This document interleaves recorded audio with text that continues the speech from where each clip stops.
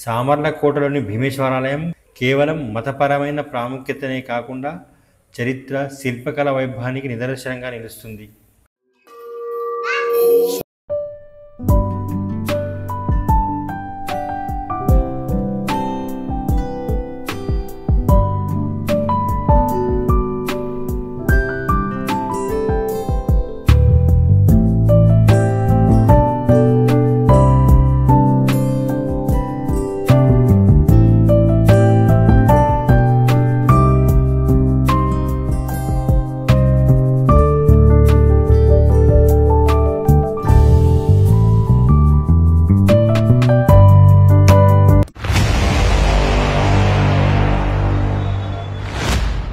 Hi friends, అందరికీ నమస్కారం. నేను మీ శివకుమార్ జాదవ్.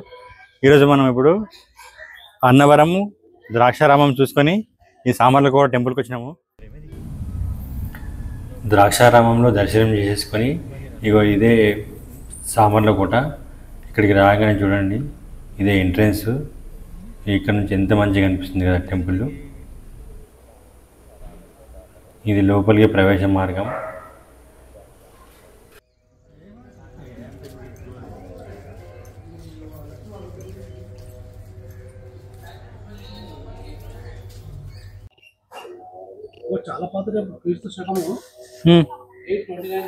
హాయ్ ఫ్రెండ్స్, అందరికీ నమస్కారం. నేను మీ శివకుమార్ జాదవ్. ఈరోజు మనం ఇప్పుడు అన్నవరము ద్రాక్షారామం చూసుకొని ఈ సామర్లకోట టెంపుల్కి వచ్చినాము. మన యోగేష్ పటేల్ దీని గురించి వివరంగా చెప్తారంట. ఒకసారి ఆయన మాటలు విందాము. చెప్పండి సార్. హాయ్ ఫ్రెండ్స్, ఈ సామర్లకోట టెంపుల్, ఈ టెంపుల్కి చూస్తే మీకు అర్థమవుతుంది ఇది ఎంత పురాతనమైన టెంపుల్. ఈ టెంపుల్ సామర్లకోట, ఈ ఊరి అసలు పేరు శ్యామలాదేవి కోట. రాను రాను ఈ పేరు మారి శ్యామలాకోట, సామర్లకోట అయింది. ఒకప్పుడు ఇక్కడ శ్యామలాంబ గుడి ఉండేదట. 18వ శతాబ్దం మధ్యలో రాయబడిన ఒక శాస్త్రకారుని ప్రకారం అప్పట్లో ఈ ప్రదేశాన్ని చామర్లకోట అని కూడా పిలిచేవారు. ఇక్కడ కుమార భీమరామాన్ని కుమార భీముడు అనే చాళుక్యరాజు నిర్మించాడు. అయితే ఇక్కడ ఒక విశిష్టమైన ఒక చరిత్ర ఉంది. ఏంటంటే ఇక్కడ ఉన్న శివలింగము రోజు రోజుకి తన ఎత్తు పెరుగుతుంది అని నమ్మకం. అయితే ఈ శివలింగం పెరగకుండా శివలింగం పై భాగంలో ఒక మేకు కొట్టారని చరిత్రలో రాయబడి ఉన్నది. అయితే ఈ సామర్లకోట సముద్ర మట్టానికి 9 మీటర్ల అడుగుల ఎత్తులో ఉండడం వల్ల ఇక్కడ హ్యూమిడిటీ కొంచెం ఎక్కువగా ఉంటుంది.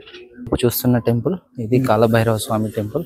ఈ టెంపుల్ వచ్చేసి మనం టెంపుల్లో ఎంటర్ అవ్వగానే లెఫ్ట్ సైడ్ లో ఫస్ట్ మనం మొదటి దర్శనం కాలభైరవ స్వామి టెంపుల్ చేసుకుంటాము. చేసుకున్న తర్వాత స్ట్రేట్కి వెళ్ళి మనం లెఫ్ట్కి వెళ్తే అక్కడ ఎడమ వైపు మనకు కోనేరు మార్గం కనిపిస్తుంది. అక్కడ ఇది కోనేరు మార్గంకు వెళ్ళే దారి. ఇది క్రీస్తు పూర్వం చాలా పాత కోనేరు ఇది కదా. ఈ టెంపుల్ అదే అప్పుడుదే ఇక చాలా పాతది మరియు చాలా విశాలమైనది కూడా. అయితే సేఫ్టీ కోసం ఇక్కడ బ్యారికేడ్స్ పెట్టడం జరిగింది. ఇది కోనేరు మధ్యలో ఒక చిన్న గోపురం కూడా ఉంది, ఇక్కడ మీకు కనిపిస్తుంది. అయితే ఈ కోనేరు చుట్టూ మీరు చూడండి, చాలా అందంగా ఈ కొబ్బరి చెట్లు ఎలా పెరిగాయో. కింద మీరు నీళ్ళలో కూడా కోనేరులో కూడా చూడొచ్చు కొబ్బరి చెట్ల అందాలు ఎలా కనిపిస్తున్నాయో చూడండి, పైన మరియు కింద. అయితే మేము కరెక్ట్గా ఈ సమయానికి రావడం మా అదృష్టం. మాతో పాటు సహదేవ్ ఉన్నాడు ఇక్కడ. సహదేవ్ ఎందుకంటే ఎంత పెద్దగా ఉంది కదా, ఎంత పాత టెంపుల్ కదా, గోడలన్నీ చాలా పెద్దగా ఉన్నాయి. ఇక్కడ ఒక పెద్ద శివలింగం ఉంది. ఎంట్రెన్స్ ఎక్కడ ఇది? ఇక్కడ అక్కడ చూడండి. ఒకప్పుడే దీని ధ్వజస్తంభం యొక్క ఏదైతే దీన్ని ఏమంటారు, పాద పునాది ధ్వజస్తంభ పునాది అనుకోండి. ఇది ఎంత పురాతనమైనది, ఎంత విశాలంగా ఉన్నది చూడండి మీరు. అప్పట్లోనే దీన్ని నిర్మించడం జరిగింది. ఇక్కడ మనకి ఎంట్రెన్స్ లోనే పెద్ద నంది విగ్రహం ఉంది. ఎంట్రన్స్ లో మనకు నందీశ్వరుడు స్వాగతం పలుకుతున్నాడు. ఓం నమ శివాయ అనే నామస్మరణతో మందిరం మారుమోగుతుంది. శివాజీ పటేల్ గంటను కొట్టడం జరుగుతుంది.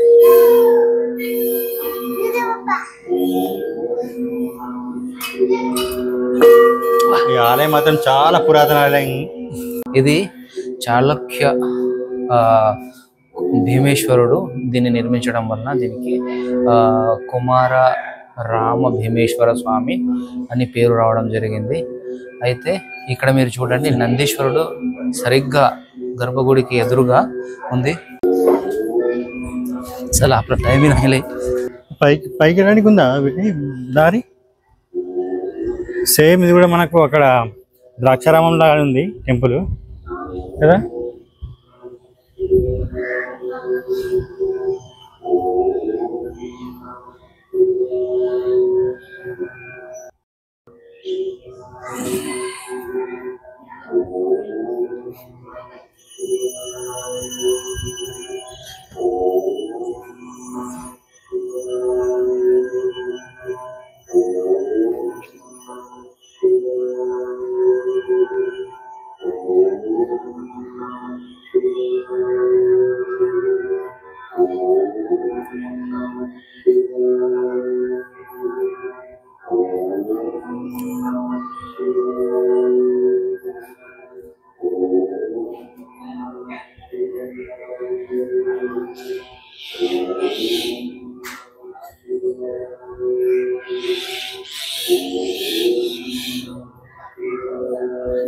బయట కదా ఇది. వాళ్ళు ఎట్టున్నారు ఇదే మనం ఇటు నుంచి లోపలికి వచ్చినాం కదా, అటు నుంచి బయటకు వస్తే పైకి ఎక్కిరు కదా వాళ్ళు పైకి వెళ్ళారు. వాళ్ళు ఎట్లా పైకి ఎక్కలేదు? ఎక్కేసి పైకి పోయారు. మీరు ఇప్పుడు లోపల చూస్తుంటే ఇది చాలా పురాతనమైన మందిరం. ఈ విగ్రహం చూడండి, లోపల మీకు కొంత భాగమే ఇక్కడ నుంచి కనిపిస్తుంది. ఎందుకంటే ఇక్కడ ఒక పురాతనమైన ఈ విగ్రహం యొక్క భాగం ఇదేంటంటే ఎత్తు పెరుగుతుందని దాని పైన భాగంలో ఒక మేకు కొట్టారని ఇక్కడ ఉన్న చరిత్ర.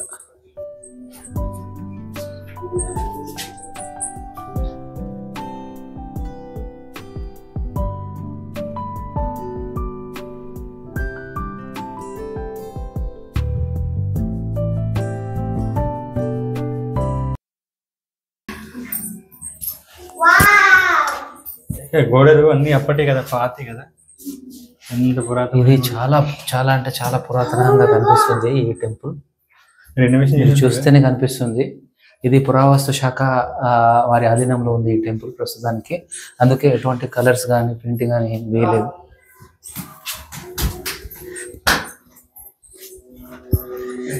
ఓం నమ శివాయ. నాకు టైం అయిపోతుంది, వెళ్తుంది.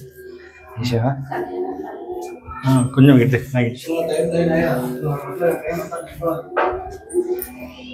పైకి వెళ్ళడానికి ఇక్కడ ఉంది, పైకి వెళ్ళడానికి ఇక్కడ ఉంది మెట్ల దారి. చాలు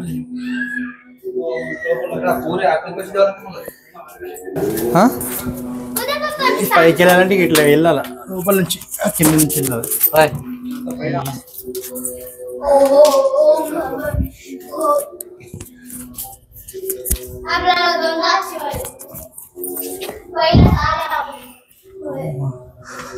శివ సాంగు మనం ఇప్పుడు మొదటి అంతస్తులో వచ్చినాము. ఈ శివలింగం కాలక్రమేణా పెరుగుతుంది కాబట్టి ఈ మనం మొదటి అంతస్తులో దర్శనం చేసుకోవడానికి వచ్చినాము.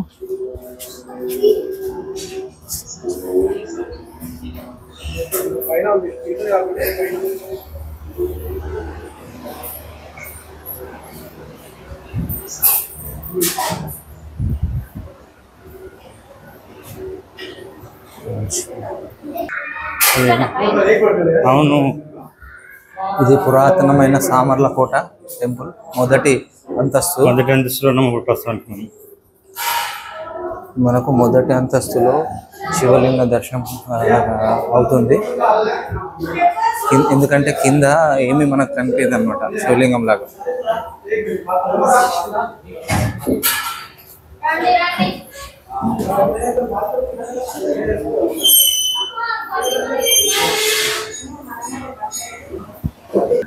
కిందకి సామర్లకోట ఆలయం శ్రీ కుమారరామ భీమేశ్వర స్వామి దేవాలయంగా ప్రసిద్ధి చెందింది. ఇది ఆంధ్రప్రదేశ్లోని తూర్పుగోదావరి జిల్లా కాకినాడకు ఉత్తరాన 11 కిలోమీటర్ల దూరంలో సామర్లకోటలో ఉంది. సామర్లకోట పట్టణంలో ఉంది. ఇది పంచారామ క్షేత్రాలలో ఒకటిగా ప్రసిద్ధి చెందింది.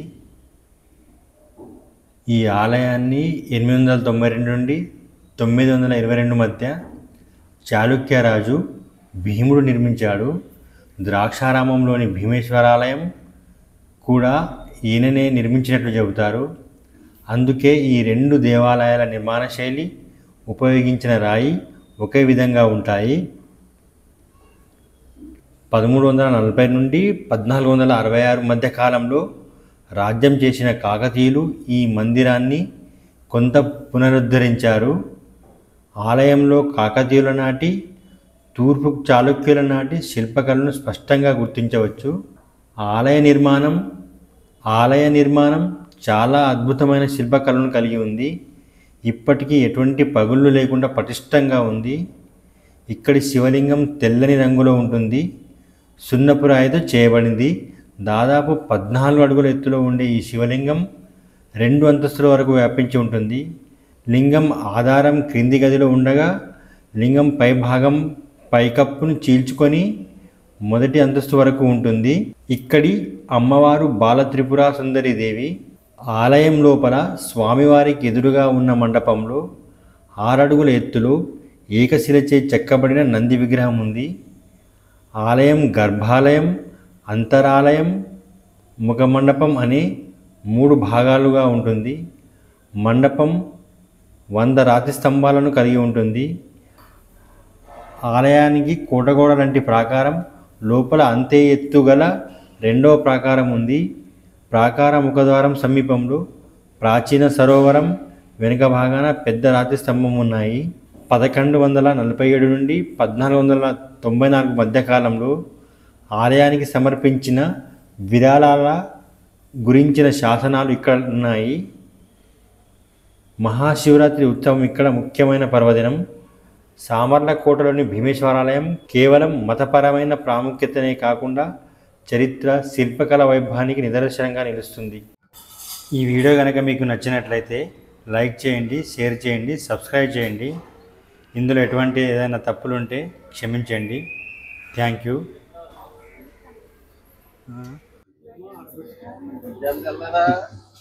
ఇక్కడ దింపులేకపోతే